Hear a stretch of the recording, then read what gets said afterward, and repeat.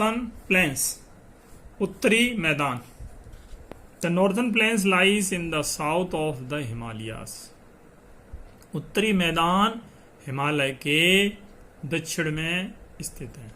They stretch from Punjab in the west to Assam in the east. ये पश्चिम में पंजाब और पूरब में आसाम तक स्ट्रेच यानी फैले हुए हैं। They cover the state of Punjab.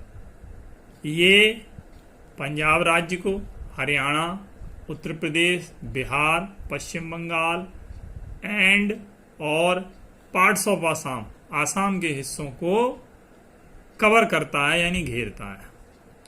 These plains are formed by the deposition of fine sand and soil brought by the rivers from the Himalayas.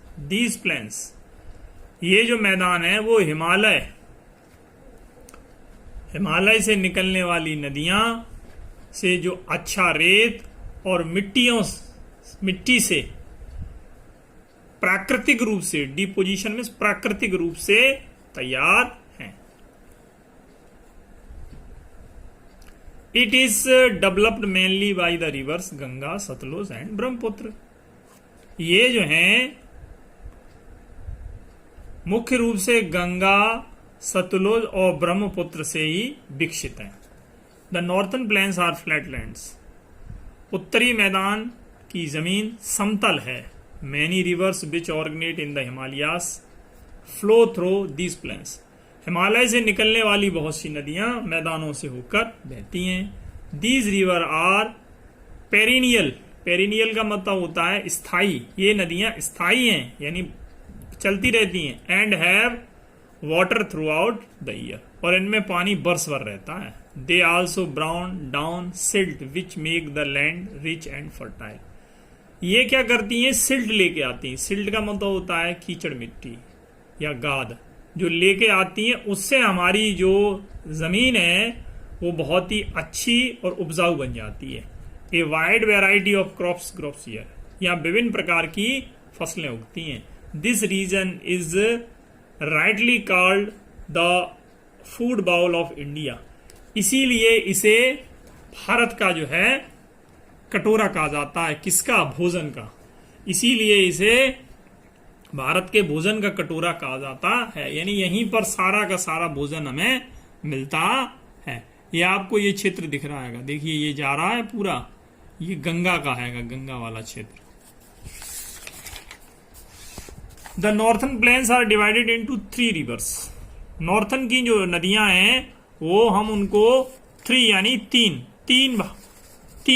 Basin में बांट सकते। बेसिन का मतलब होता है घाटी। 3 घाटियों में बांट सकते। द सतलुज बेसिन, सतलुज घाटी। द गंगा बेसिन, गंगा घाटी। द ब्रह्मपुत्र बेसिन, ब्रह्मपुत्र घाटी। सबसे पहले बात करेंगे सतलुज बेसिन की। It covers the western part of the northern plains. ये जो है उत्तरी मैदान का पश्चिमी हिस्सा कवर करती है यानी घेरती है। दीज स्टेट ऑफ पंजाब, इनमें जो है Punjab and Haryana lies in this basin.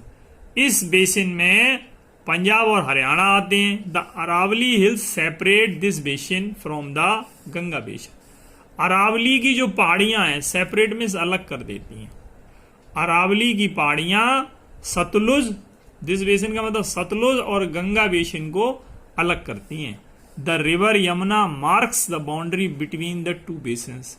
इन दोनों बेसिन्स के बीच में जो यमुना नदी है वो सीमा रेखा को चिन्हित करती है। द फेमस भाखड़ा नांगला बांध on the Satluj river provide electricity and water for irrigation a large area in Punjab and Haryana. प्रसिद्ध भाखड़ा नांगला बांध जो सतलुज नदी पर है वो पंजाब, हरियाणा को बिजली और बहुत बड़े क्षेत्र में सिंचाई के लिए पानी देता है। यह है हमारा भाखड़ा नांगला डैम। ये जो है बिजली भी इससे बनती है और सिंचाई में भी इसका पानी उपयोग में आता है। The Indira Gandhi canal which start from the Satluj provides water to many dry areas of Rajasthan. Indira Gandhi canal में होता है नहर। इंदिरा गांधी नहर जो सतलुज से निकलती है वो राजस्थान के बहुत से सूखे क्षेत्र में पानी की पूर्ति करती है। The main crops grown here are wheat, यहां पर जो मुख्य फसलें होती हैं वीट यानी गेहूं, राइस चावल, शुगर केन गन्ना एंड कॉटन रुई या सूत होती हैं। द इम्पोर्टेंट सिटी, यहाँ के जो मुख्य शहर हैं ऑफ दिस रीजन, इस क्षेत्र के जो महत्वपूर्ण शहर हैं उसमें आपका अमृतसर, जलंधर, पटियाला, लुधियाना एंड अंबाला आते हैं। द गंगा बेसिन की बात करते हैं, सतलुज बेसिन पूरा हो गया तो Ganga basin. The Ganga basin covers the largest part of the northern plains. Ganga basin जो है वो उत्तर का बहुत मैदानी क्षेत्र जो है कवर करती है यानी घेरती है। It lies between Satluj in the west and Brahmaputra in the east. Ganga basin जो है वो पश्चिम में सतलुज और पूरब में ब्रह्मपुत्र के बीच में स्थित है। The Ganga is the largest river in the northern plains. उत्तर के मैदान की सबसे बड़ी नदी गंगा है। It is also sacred river of Hindus. ये जो है हिंदुओं की, सेक्रेड का मतलब होता है पवित्र, सेक्रेड का मतलब पवित्र, ये हिंदुओं की पवित्र नदी भी है। It originates in the Gangotri glaciers high up in the Himalayas and flow down through the state of Uttarakhand, Uttar Pradesh, Bihar and West Bengal. तो इट ऑर्गनेट्स का मतलब ये निकलती है। ये कहां से निकलती है? ये हिमालय के ऊंचे गंगोत्री ग्लेशियर से निकलती है और नीचे बहते हुए उत्तराखंड राज्य, उत्तर प्रदेश, बिहार और पश्चिम बंगाल राज्य से होते हुए जाती है। The Ganga flow down the mountains and joins the plains at Haridwar. Ganga पहाड़ों से बहते हुए हरिद्वार के मैदानी इलाके में आकर, क्षेत्र में आकर मिल जाती है। As it's flow down the plains, जैसे जैसे ये मैदानी क्षेत्र की तरफ बढ़ती है, इट ज्वाइंट बाई ट्रिब्यूटरीज का मतलब होता है अपनी कई सहायक नदियों से मिलती है। एंड इंटर्स और प्रवेश करती है कानपुर, इलाहाबाद, वाराणसी, बिहार एंड फाइनली और अंत में मर्ज का मतलब मिल जाती है in the sea at Ganga Sagar in West Bengal, और अंत में पश्चिम बंगाल के गंगा सागर के समुद्र में मिल जाती है। Most of the rainfall in this region is during the monsoon. Monsoon यानी बरसात। अधिकांश वर्षा इस क्षेत्र में मानसून के मौसम में ही होती है। क्रॉप्स ग्रो वेल हियर, यहां पर फसलें अच्छी होती हैं। S the soil is rich and fertile, जैसा कि यहाँ की मिट्टी बहुत अच्छी और उपजाऊ है। Main crops grown here are, यहाँ की जो मुख्य फसलें होती हैं वो हमारी गेहूं, चावल, गन्ना और जूट यानी पटसन हैं। Important city of the river Ganga, Ganga के जो महत्वपूर्ण शहर हैं गंगा नदी पर किनारे भी स्थित हैं, उसमें हमारा ऋषिकेश, हरिद्वार, कानपुर, इलाहाबाद, अयोध्या, वाराणसी, पटना एंड कलकत्ता है। Delhi and Agra are on the banks of the river Yamuna.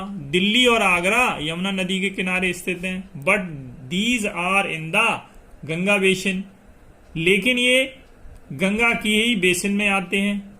As Yamuna is the main tributary of the river of Ganga, जैसा कि यमुना जो है गंगा नदी की ट्रिब्यूटरी यानी सहायक, मुख्य सहायक नदी है। अब दो बेसिन के बाद तीसरा बचा ब्रह्मपुत्र बेसिन।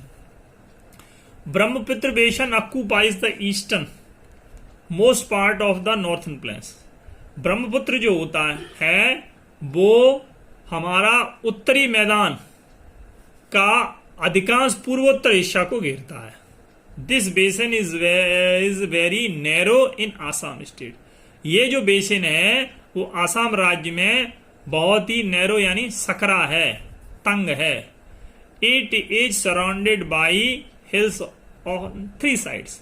ये जो है 3 तरफ से पहाड़ियों से घिरा हुआ है। A part of West Bengal also lies in this basin. Bengal का भी हिस्सा इसी बेसिन में आता है। This basin receives very heavy rainfall. इस बेसिन में बहुत अधिक बरसात होती है। हेंस इसलिए the Brahmaputra is always flooded in the rainy season. इसलिए ब्रह्मपुत्र बरसात के मौसम में सदैव बाढ़ लाती है।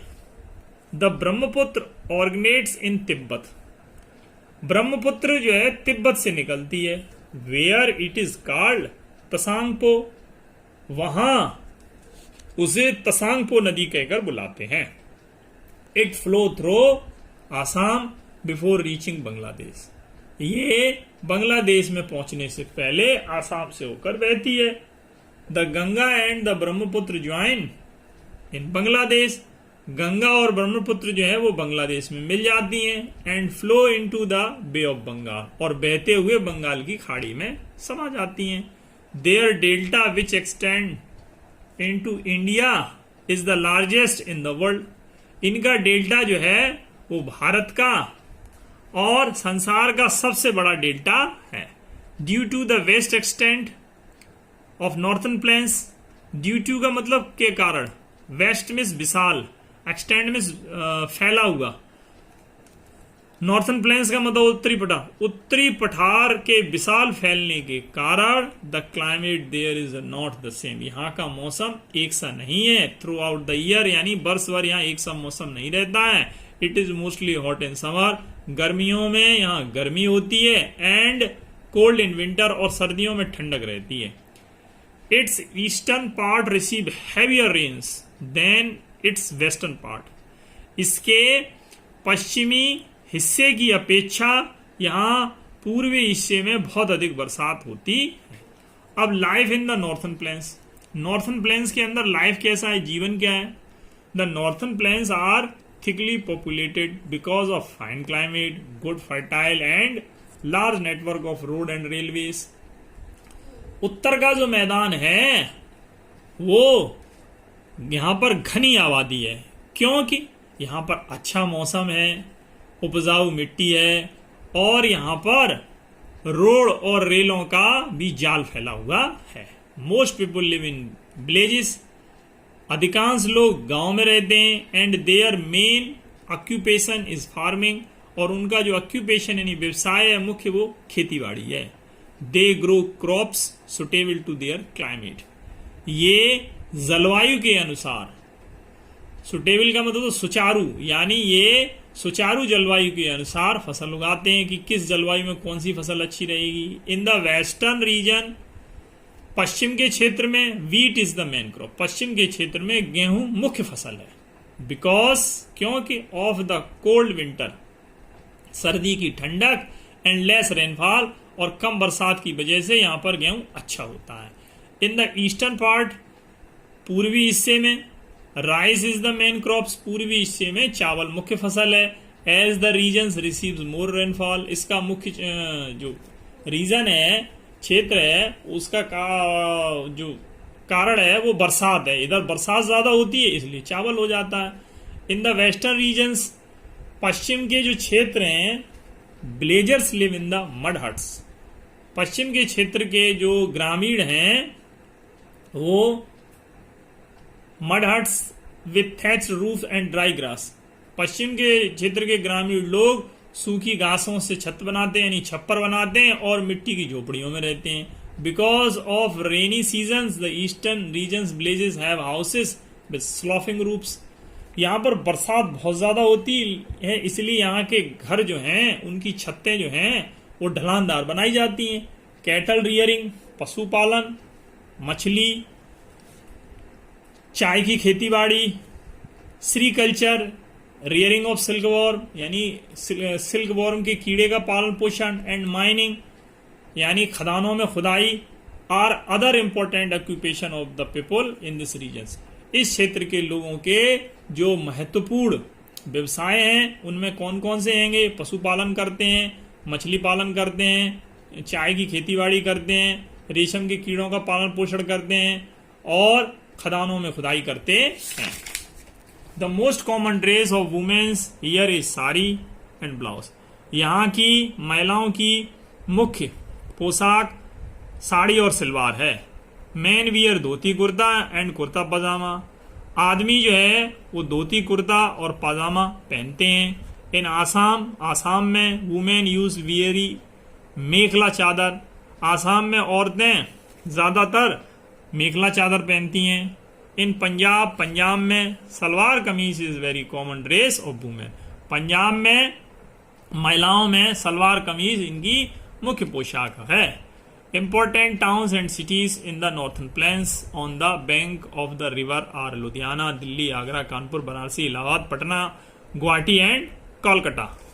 इंपॉर्टेंट जो महत्वपूर्ण नगर और शहर मैदानी क्षेत्रों में जो बसे हुए हैं नदियों के किनारे, उसमें हमारा लुधियाना, दिल्ली, आगरा, कानपुर, वाराणसी, इलाहाबाद, पटना, गुवाहाटी और कलकत्ता ये नदियों के किनारे बसे हुए शहर हैं। आपका लेसन खत्म हो गया। जय हिंद।